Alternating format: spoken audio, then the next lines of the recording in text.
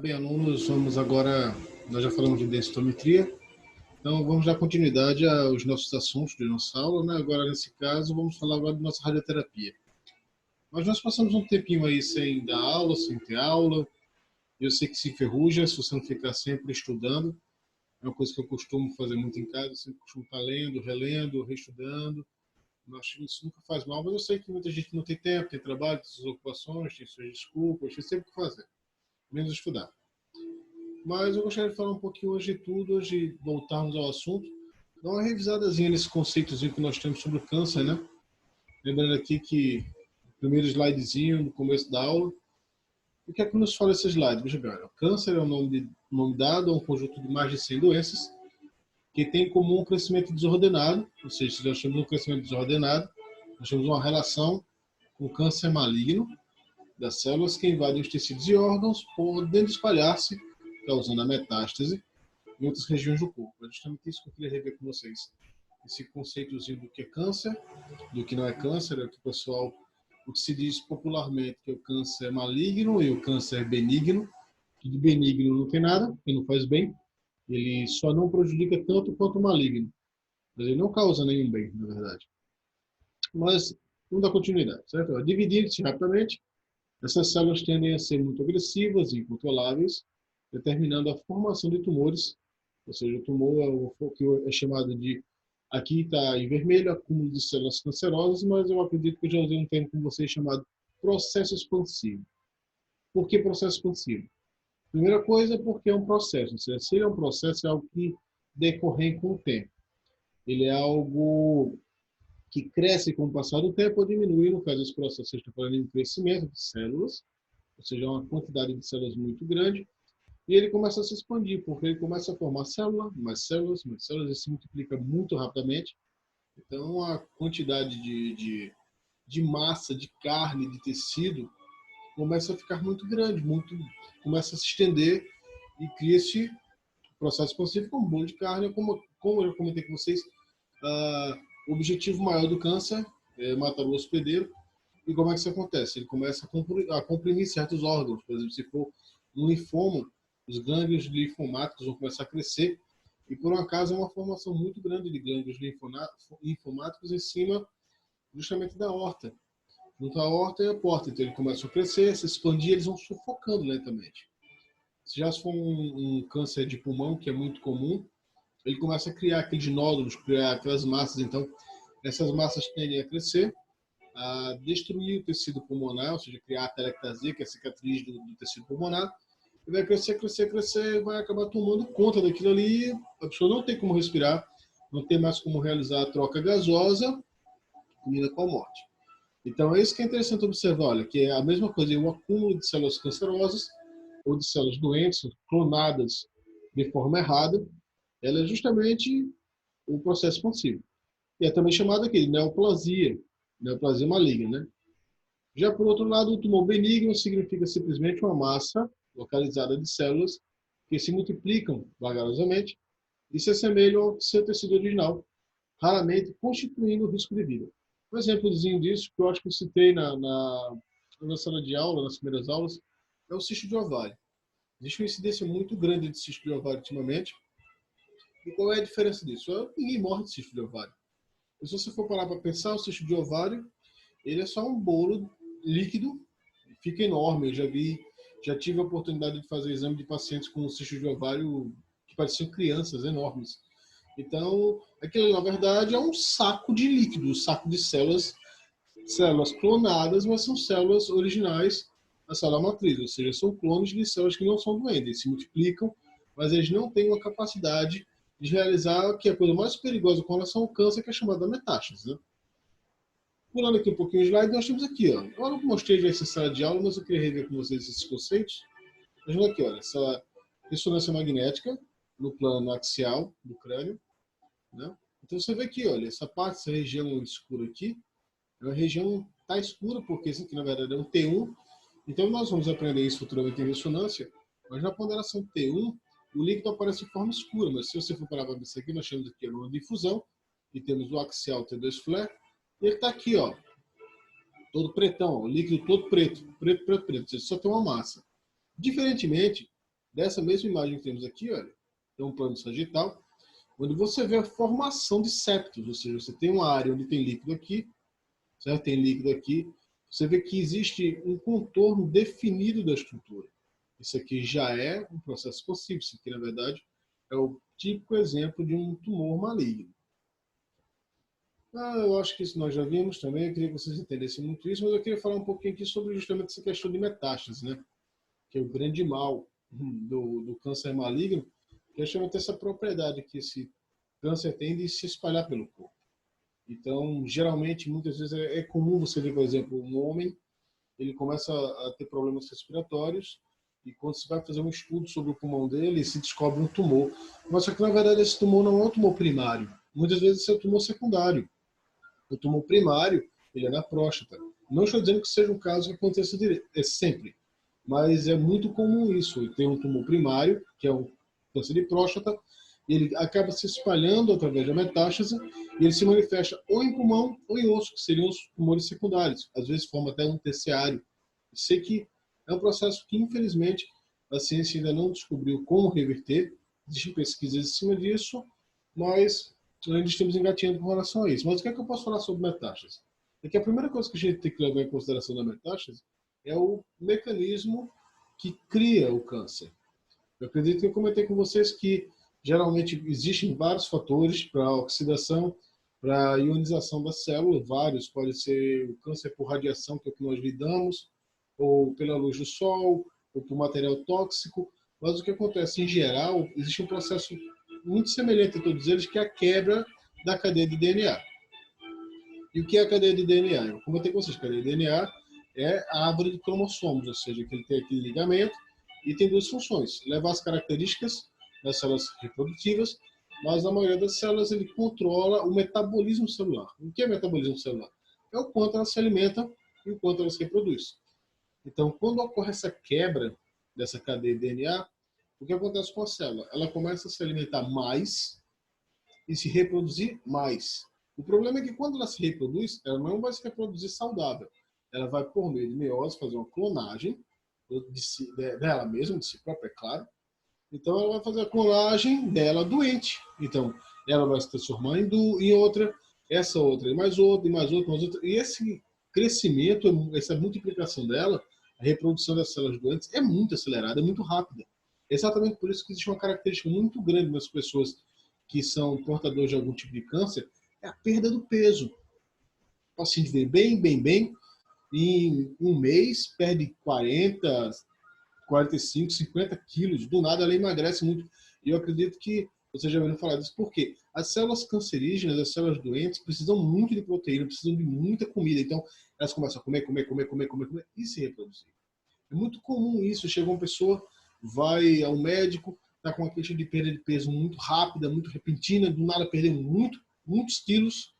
Então isso aí já é um indicativo de que pode haver, não estou dizendo que vai haver, mas que pode haver algum tipo de câncer nesse paciente. Então o que acontece? Houve a quebra do DNA da célula, ela vai se multiplicar, vai se alimentar muito rapidamente, ela precisa muito de comida, muita comida, o quanto ele puder. E a comida é o quê? Proteína, ela vai tirar essa proteína da gente. Tudo que você vai estar comendo, ela vai estar absorvendo. Em vez de ela distribuir essa proteína para o organismo, não, ela vai absorver para ela. E você vai perder isso. Ele começa a perder peso porque perde a proteína. Ela vai se alimentar de forma muito rápida e vai se multiplicar de forma muito rápida. Por isso que existe a formação dos processos expansivos. Com relação ao problema da metástase, é que é o seguinte: vamos pegar, por exemplo, assim, um paciente que tem um tumor primário de próstata e não, o paciente lá, não vou para fazer exame, não vou passar por cirurgia, vou deixar acontecer. Então, chega um ponto, o que é que acontece? A próstata vai crescer, certo? Vai aumentar, vai dobrar, vai triplicar de peso, de tamanho, e com o passar do tempo, essas células doentes, que são as multiplicadas, vão acabar caindo na corrente sanguínea. Então, ela cai na corrente sanguínea e ela sai migrando. Essa célula vai circular por toda a corrente sanguínea, vai se instalar em algum ponto, ou seja, quer seja osso, quer seja pulmão, quer seja cérebro, o que, é que vai acontecer? No momento em que ela se multiplicar ali, ela vai começar a gerar mais clones doentes dela. Os clones vão gerar mais outros clones, e esse processo fica em cadeia e vai criar um outro processo expansivo em outra região do corpo. É por isso que é chamado de tumor primário e tumor secundário. Eu acho que mais ou menos sobre metástase é basicamente isso aqui que a gente poderia falar.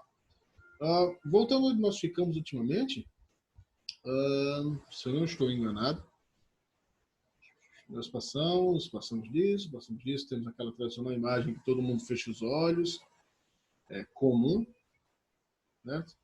E acredito que nós ficamos aqui nessa parte de como prevenir o câncer, né? Lembrando que isso aqui é uma aula que não é presencial, dá para se perceber, né? Mas a ideia é que vocês tentem absorver o máximo que puderem dessas aulas da gente, certo? Está tentando rever um pouquinho as coisas, sei que o momento está difícil, sei que o momento está complicado para todo mundo trancafiado em casa, não podendo continuar o curso, mas ninguém quer que vocês atrasem. Então, vamos dar uma continuidade a partir daqui, tá certo? Olha, como prevenir o câncer. Primeira coisa, não vou comentar, tenho nada contra quem faz isso, mas particularmente não acho uma coisa legal. Não fumar, né? Fumar, todo mundo sabe que causa câncer. E uma coisa interessante sobre a relação de cigarro e câncer é que muita gente mesmo pensa assim, poxa, você vai fumar, você vai desenvolver um câncer de pulmão, porque ele liga logo ao câncer, à inalação dos gases tóxicos e à respiração, né, por parte do pulmão. Mas, na verdade, a maioria das incidências de câncer por causa de cigarro vem de laringe, faringe, de boca e de língua. Então, existe realmente a possibilidade do paciente não, o indivíduo que usa muito cigarro, faz muito uso de cigarro, ele desenvolver algum tipo de câncer de pulmão? Existe, apesar do cigarro não ser apenas o causador de câncer de pulmão. Existe uma doençazinha que atinge muito os brasileiros, que é o enfisema pulmonar. Porque o enfisema pulmonar ele atinge os pacientes tanto fumantes quanto os não fumantes. Você sabe que os não fumantes são aquelas pessoas que não fumam, mas têm uma convivência muito próxima com pacientes, com pessoas que fumam. Então eles inalam aquilo ali e começa a gerar a atelectasia, que é a cicatrização do tecido pulmonar, do parênquima pulmonar. Então, à medida que vão fumando, eu acho que eu conversei isso com vocês na sala de aula, que o pulmão, o tecido pulmonar, o parênquima pulmonar, ele é muito semelhante àquela esponja de lava-prato. Então, à medida que o paciente vai fumando, com o passar do tempo, algumas regiões do pulmão, vai depender muito do paciente, da quantidade de cigarro, do tipo de tóxico, de nível de toxicidade do cigarro, algumas regiões do pulmão vão começar a ficar secas, vão formar cicatrizações. Essas cicatrizações são chamadas atelectasias, ou seja, essa região fica cicatrizada, ela não vai mais fazer troca gasosa. Então, aquele paciente que fuma muito, ele com o passar do tempo vai começar a ter dispneia, né? A falta de ar, a falta de troca gasosa. Isso é uma das doenças que o cigarro causa. Já comentei, tenho nada contra, mas cigarro é uma desgraça mesmo. Como quem quer, eu não fumo, mas... Então, o que acontece? Com relação ao câncer, existe realmente a formação de câncer do tecido pulmonar por causa da absorção de nicotina, de materiais tóxicos que é um cigarro. Nós vamos ler daqui a pouco um pouquinho sobre isso. Mas, na verdade, a incidência maior do câncer causado pelo cigarro é o câncer de língua, de boca, de faringe. Eu sei que alguns de vocês, eu lembro muito bem, não gostavam muito dessa imagem, mas, eu vou voltar o slide para aquela imagem. Está aqui. Tá aqui, ó. Eu sei, é horrível. Mas eu gostaria muito que todo mundo prestasse atenção nisso aqui, olha. Ele era fumante, do tipo pito onça. Nós, particularmente, não sei nem o que significa isso, mas se é fumante, com certeza é algum tipo de cigarro. Olha a desgraceira como ficou. O cara não se cuidou, dá nisso. Mas o problema para mim não é nem ele não ter se cuidado, é já ter começado a fumar. Nós vamos ler aqui um pouquinho o slide sobre essa parte. Olha, não fume. Essa é uma das regras mais importantes para a prevenção do câncer, principalmente o de pulmão, da cavidade oral, da laringe, faringe e esôfago. Ao fumar, são liberadas no ambiente mais de 4.700 substâncias. Poxa, 4.700 substâncias que estão dentro do cigarrinho, né? E essas substâncias tóxicas e cancerígenas que são inaladas por fumantes e não fumantes. Na minha opinião, é a pior parte. Existe até, eu confesso a vocês que eu não conheço muito bem isso, mas tem uma história que dizem que o cigarro faz mais mal ao fumante passivo do que ao ativo. E parar de fumar e parar de poluir o ambiente é fundamental para a prevenção de câncer, né? Ou seja, isso vai ser falado muito mais.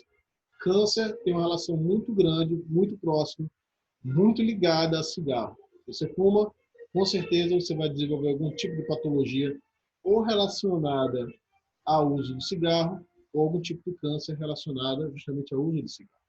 Uma alimentação saudável, né? A alimentação deve ser variada, equilibrada, saborosa, respeitar a cultura e proporcionar prazeres e saúde. Frutas, legumes, verduras, cereais integrais e feijões são os principais alimentos protetores. Comer esses alimentos diariamente pode evitar o desenvolvimento de câncer.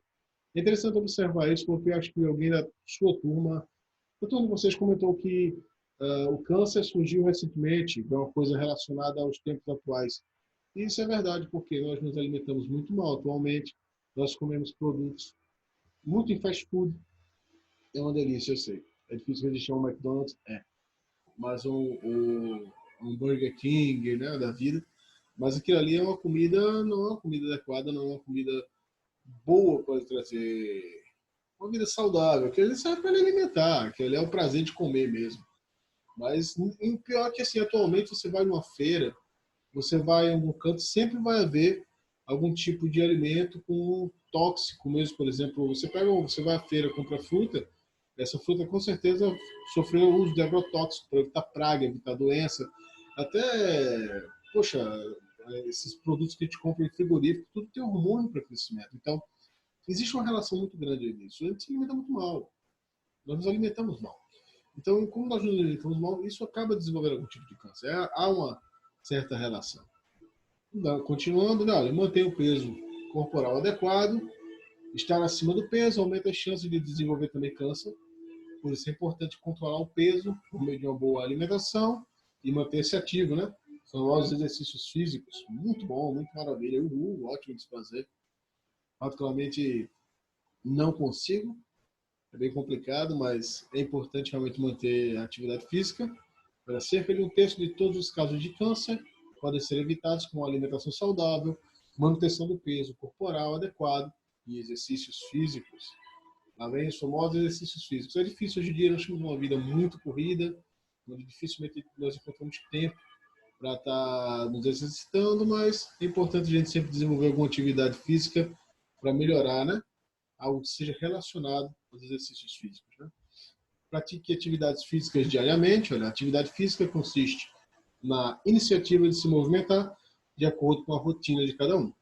Você pode, por exemplo, caminhar, dançar, trocar o elevador pelas escadas, levar o cachorro para passear, cuidar da casa ou do jardim. Amamente, né? O alimento materno é a primeira alimentação saudável. A amamentação exclusiva até os 6 meses de vida protege as mães contra o câncer de mama e as crianças contra a obesidade infantil. A partir de então, deve-se completar a amamentação com outros alimentos saudáveis até 2 anos de vida ou mais. Mais uma vez, a questão de alimento, ou seja, a relação bem próxima da amamentação. Toda criança tem que ser amamentada, é muito importante, porque ele proporciona muita proteína, proporciona uma alimentação saudável à criança, e depois sempre cuidar da alimentação dessa criança para que continue sendo saudável, né? Olha, mulheres entre 25 e 64 anos devem fazer os exames preventivos ginecológicos a cada 3 anos. As alterações das células do útero são descobertas facilmente nos exames preventivos, conhecidos também como Papa Nicolau, e são curáveis na quase totalidade dos casos. Por isso, é importante a realização periódica deste exame. Tão importante quanto fazer o exame é saber o resultado e seguir as orientações médicas. Vocês, meninas, tem que estar sempre se cuidando, 25 a 64 anos de idade, para fazer o exame preventivo. Detalhe interessante, eu acho que falei isso de aula, mas ultimamente tem surgido muitos casos de CA de colo de útero. Eu acredito que falei isso, acho que foi até redundante sobre isso, mas é importante a gente lembrar disso, que surgiram muitos. Eu acho que em ressonância magnética estão chegando 3, 4, 5 pacientes diariamente, todas elas ou com suspeita de CA, ou já com CA de colo de útero, ou fazendo um acompanhamento desse exame, ou seja, ela foi descoberta, passa por químio, passa por rádio, passa por cirurgia, né, que é uma esterectomia total, e fazendo acompanhamento. A incidência está muito alta de CA de colo de útero. Eu confesso a vocês não saber a relação, mas, vamos dando continuidade ao assunto da gente, olha. Evite a ingestão de bebidas alcoólicas. Complicado, né? Complicado não tomar sua cervejinha, mas quando se fala em evitar a ingestão, não é você tomar aquela cervejinha no sábado, no seu domingo, não, em casa, tranquilão, jogando seu game, não. É quem bebe diariamente, cara. Eu vejo gente que bebe todo dia, não tem nada a ver com isso. Mas é só uma dica, olha. Se eu consumo em qualquer quantidade, pode. Deixa eu ver aqui minha telinha. Aqui pode contribuir para o risco de desenvolvimento do câncer. Além disso, combinar bebidas alcoólicas com tabaco aumenta ainda a possibilidade do surgimento da doença. Ou seja, quem fuma, quem bebe, está com o pé no caixão, né? Tudo isso já indica que é um fator ainda maior para, no caso, a formação de algum tipo de câncer. Evite a exposição ao sol entre 10 horas, entre as 10 e as 16, e use sempre proteção adequada, como chapéu, barracas e protetores solares, inclusive nos lábios, né? Se for inevitável a exposição do sol durante a jornada de trabalho, use chapéu de aba larga, camisa manga longa, calça comprida, ou seja, ande como eu ando, faça como eu faço, evite a luz do sol, só uma fornalha nuclear, que ali está diariamente, sempre, desde que existiu, queimando hidrogênio por fissão nuclear e transformando em hélio, emitindo altas doses de radiação dos planetas que circundam ele. Nosso planeta tem uma proteção, tem uma atmosfera que é desenvolvida para proteger essa radiação, mas só que nem sempre toda essa radiação ela fica retida na atmosfera, ela pode atingir você. Isso é um dos causadores de câncer, né?